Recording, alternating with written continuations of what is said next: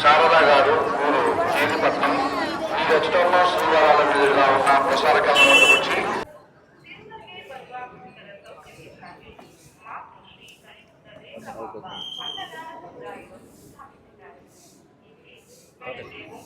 అఖిలాండ కోటి బ్రహ్మాండ నాయకుడైనటువంటి కలియుగ ప్రత్యక్ష దైవం అయినటువంటి వెంకటేశ్వర స్వామి వారిని ప్రతిరోజు చిలుకూరులో నేను ఆరాధిస్తున్నటువంటి ఆ స్వామివారిని భూలోక వైకుంఠంగా ఎంచుకున్నటువంటి తిరుమల క్షేత్రంలో దర్శించాలని కోరిక మొన్న ఫిబ్రవరి 7వ తారీఖు నాడు నా మీద జరిగినటువంటి భయంకరమైన దాడి నుంచి నన్ను కాపాడినటువంటి ఆ స్వామివారి పాద పద్మాలకి ఒకసారి నమస్కరించాలని మనసులో కలిగింది కాబట్టి ఇవాళ స్వామివారి దర్శనానికి వచ్చాను.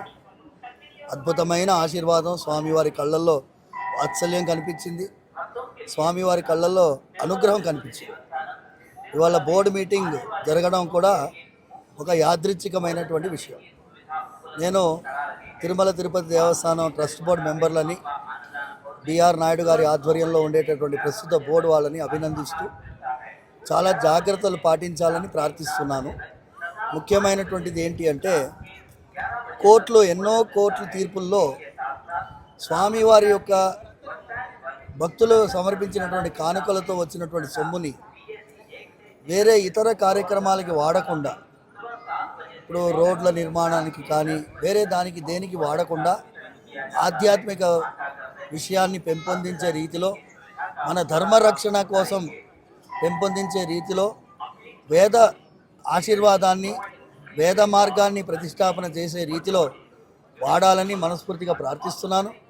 అక్కడక్కడ దేవాలయాల్లో ఉండేటటువంటి నిత్య కైంకర్యాలకి అవసరమైనటువంటి నిధులని సమకూర్చాల్సినటువంటి బాధ్యత ఆ స్వామివారి పైన ఉంది కాబట్టి ఆయన మార్గాన్ని అనుసరించేటట్టుగా ఈ బోర్డు తీర్మానాలు చేయాలని మనస్ఫూర్తిగా ప్రార్థిస్తూ, ఇంతవరకు దర్శనం సుజావుగా జరిగింది, బ్రహ్మాండమైనటువంటి ఏర్పాట్లు కనిపించాయి. ఇది ఇలాగే కొనసాగించాలని మనస్ఫూర్తిగా ప్రార్థిస్తున్నాను. సర్వేజన సుఖినో భవంతు, సమస్త సన్మంగళాన్ని పొందు.